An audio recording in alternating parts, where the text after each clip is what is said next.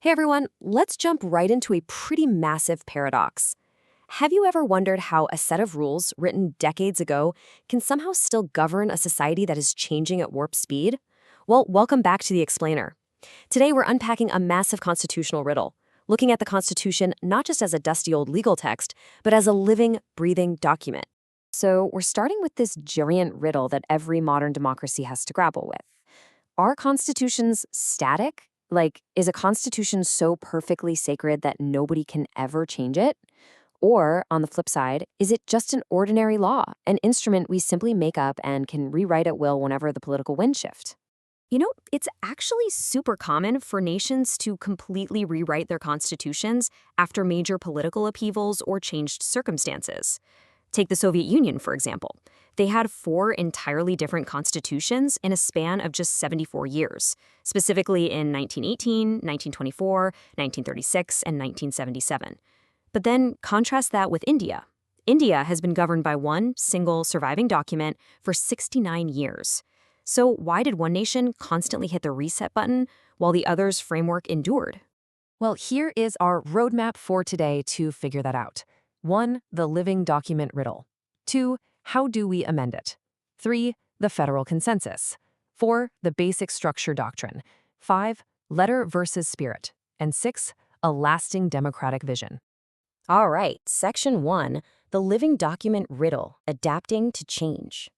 The absolute core metaphor we find in this chapter is that the Constitution isn't just a dead piece of paper. It actually acts almost exactly like a living being. It responds to experience, it's inherently dynamic, it's evolving, and crucially, it is open to interpretation. And honestly, this is the true hallmark of a democratic constitution.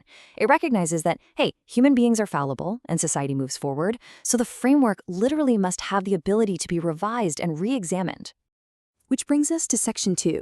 How do we amend it? Let's get into the mechanics of change. Because, as you can imagine, you can't just pass a constitutional amendment like it's a regular traffic law or an ordinary budget. The Constitution is the ultimate framework, right? So changing it usually requires what's called a special majority. This means 2/3 of lawmakers have to agree, rather than just over half. This strict requirement ensures there's a genuinely broad consensus across the political spectrum before anybody goes tinkering with the fundamental rules of the nation. Now, this step-by-step process proves a foundational concept: parliamentary sovereignty. Step 1, the elected representatives of the people consider the changes. Step 2, Parliament votes using that special majority we just talked about. And Step 3, the final decisions are taken. It's straightforward, but it means the power to amend lies firmly with the elected representatives, ensuring that any change to this living document is rooted directly in the sovereign will of the public. Moving right along to Section 3, the federal consensus, involving the states. So the crucial point here is that in a federal structure, the states are absolutely not at the mercy of the central government. For major constitutional shifts, especially those dealing with the distribution of power or representation, the central parliament just cannot act alone. The Constitution actually ensures this by demanding that the legislatures of half the states have to pass the amendment bill before it comes into effect. This essentially demands a wider national consensus way beyond just the capital city. There's a really wise perspective to consider here.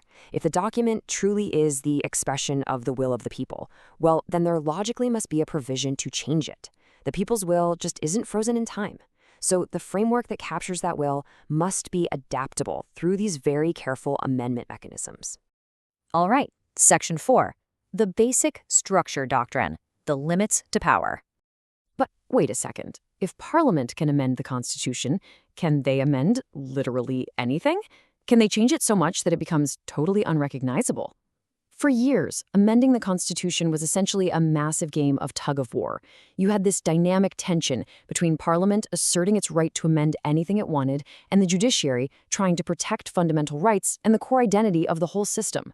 So to resolve this massive clash, the judiciary stepped in with one of the most famous legal rulings in history, the Keshavananda ruling.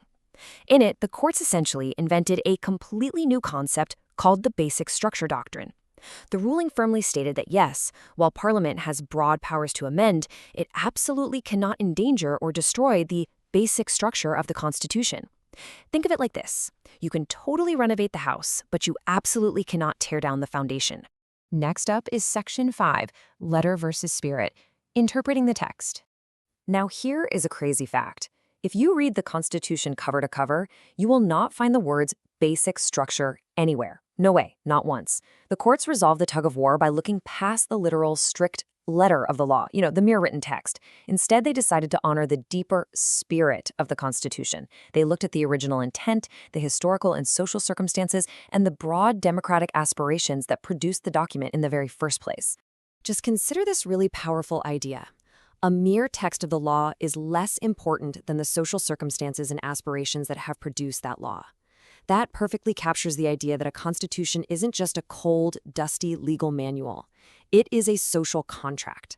The law absolutely must always serve the people and their evolving dreams, not the other way around. By protecting the spirit, the judiciary essentially ensured the document's survival.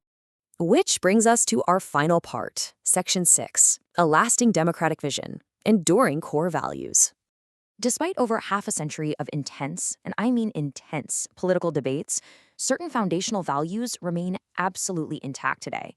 Things like striving for economic equality, ensuring the well-being of all people, and maintaining unity based on national integrity. And these aren't just empty words. Everyday people and leaders alike actively hold to this vision. Because these core values have been protected, the Constitution has remained an object of profound respect and authority. I want to leave you with this final, somewhat provocative thought. There is absolutely nothing wrong with debates about what actually constitutes the basic structure. Politics in a democracy is necessarily full of differences. So maybe, just maybe, our endless legal debates, our tug-of-wars between parliament and the courts, aren't a sign of institutional weakness at all.